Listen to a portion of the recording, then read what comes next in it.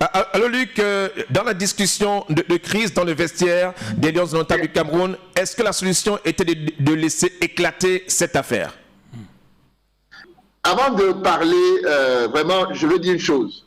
Si nous entendons qu'un chirurgien a quitté la salle d'opération avec un malade sur le lit d'opération, soi-disant parce que le directeur de l'hôpital lui a manqué de respect, ou parce que pendant qu'il voulait commencer l'opération chirurgicale, il lui a manqué les bistouris. Donc pour cela, il a claqué la porte et puis il est sorti de l'hôpital, il est parti. Que penserez-vous? Que direz-vous de ce chirurgien? Je dis ça pour dire que, quoi qu'il en soit, parce que j'entends les gens aller dans tous les années, on n'est pas dans les émotions là maintenant, chaque métier a ses règles. Chaque métier a ses règles. Le directeur de l'hôpital, parce que dans cette image, il faut qu'on comprenne la gravité de ce que les gens ont poussé le petit, parce que le pauvre petit, on en a, c'est un enfant, hein. J'en ai encadré plein, j'en vois plein qui sont là, comme à la maison, tu as un enfant qui à un moment donné dit à papa, je ne lave pas l'assiette, je ne fais pas... Mais ce n'est plus l'assiette à laver à la maison. Ce n'est plus juste ton devoir de mathématiques que tu n'as pas fait, ou tu boudes, tu ne vas pas faire, on va te gronder, tu vas faire.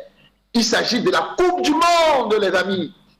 Il s'agit de la Coupe du Monde. Peu importe, je dis encore, je perds mes mots, peu importe ce qu'il a subi, ce qu'il a craché en plus comme papier est grave.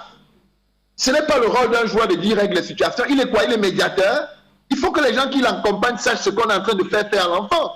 Non, il n'avait rien d'autre à faire hier, s'il fallait faire derrière quelque chose, que de présenter des excuses. Parce qu'on sait, on avale des couleuvres dans certaines situations et on sait quand le truc va finir, on va régler et faire ensemble. Donc pour faire l'analogie avec le chirurgien, mais oui d'accord, le directeur de l'hôpital a gaffé, il n'y a pas de bistouri, mais il va au bout de son opération chirurgicale. Non, là c'est très profond. Là c'est très profond, on va se perdre. Là c'est très profond, on va se perdre. La question aujourd'hui, dans une discussion de crise, une situation de crise, nous avons aujourd'hui accepté, il y a des sommes, il y a des sommes cumul d'expérience des anciens Lions dans le vestiaire des Lions indomptables du Cameroun aujourd'hui pour la participation à cette Coupe du Monde. Ils sont nombreux qui ont une expérience avérée. Bon, est-ce que la solution était de laisser éclater cette affaire? Voilà la préoccupation d'abord. Laissons les chirurgiens et le directeur d'hôpital et autres. Ça va quoi là?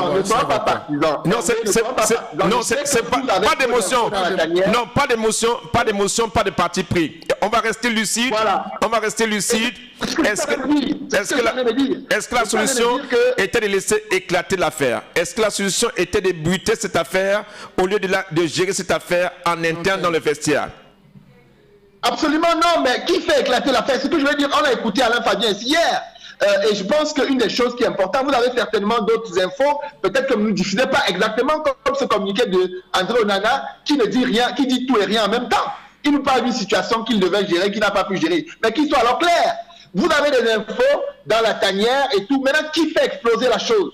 Qui est la personne qui fait que ça prend cette ampleur? C'est ce que je viens de dire. Même les journalistes qui ont vu la scène ouverte, j'ai vu comment sur les réseaux sociaux, le joueur qui quitte le centre d'entraînement qui enlève des gars alors qu'il n'est avec personne. C'est là que ça commence. Maintenant, je suis convaincu, vraiment je suis convaincu que les choses ont été faites pour essayer d'éviter qu'on en arrive là. Non, moi je suis le premier défenseur. Je pense même que l'équipe là qui a été fabriquée est fabriquée autour d'André Onana. Je le dis depuis longtemps.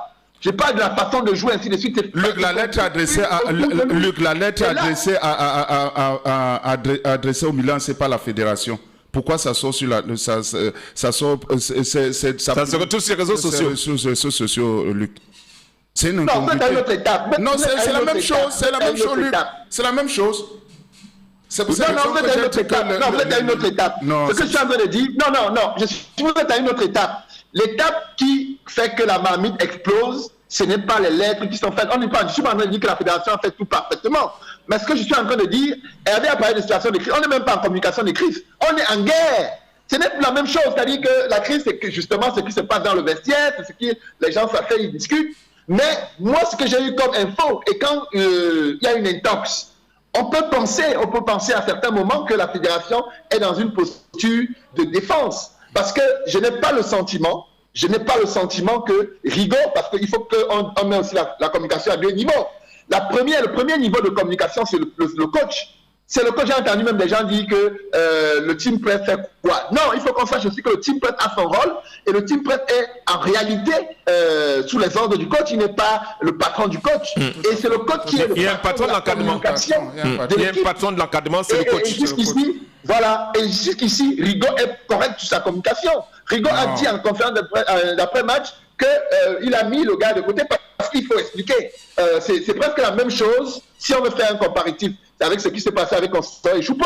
Qu'est-ce qui s'est passé? Constant qui a expliqué et puis c'est après le match qu'on a maintenant eu tous les détails de ce qui en réalité s'était passé. Mais ici, on a une situation avant-match où c'était déjà mauvais, le coach a fait le match, n'importe qui au monde se pose la question pourquoi n'importe qui poserait la question. On savait que Rigaud est parti avec Onana comme gardien titulaire, donc du fait que Onana ne soit pas là, Rigaud a fait à rendre compte et il a rendu compte au monde entier de comment il a géré. Et il a dit, il est là, je l'ai mis de côté, j'espère qu'il va revenir à les meilleurs sentiments. Donc, ce que la fédération a fait, dans la première communication qui s'est faite, moi je la salue d'ailleurs, parce que c'est vous qui avez diffusé partout que Rigaud est une marionnette. Donc il était urgent pour la fédération de démontrer, et surtout pour Samuel Eto'o, au moins d'afficher aux yeux du monde que Rigaud est le patron et qu'il le soutient. Ça, c'est la première communication. Et ce n'était pas au rôle de la fédération de commencer à aller dans les détails. C'est le coach qui peut, et en intérieur, là-bas, ils auraient dû gérer. Mais entre-temps, on a mis quand même un André Onana qui n'était plus en tenue. Et ça, c'est la communication aussi. Il ne faut pas qu'on cherche la communication seulement dans les écrits. Quand André Onana ne porte pas la tenue, n'est pas dans le banc de touche, dans le vestiaire, il communique plus que tout le monde. Il est assis là-bas avec sa casquette et tout. Ça, c'est de la communication. Et c'est pour ça que je dis qu'il est mal encadré.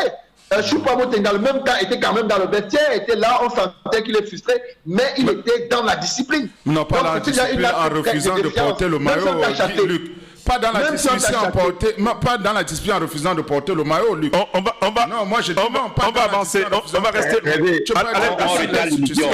Calmez-vous. Non, sérieux, Luc. Calmez-vous. Bien porté à la tenue civile. Non, sérieux, Luc. Calmez-vous, on va avancer. Merci.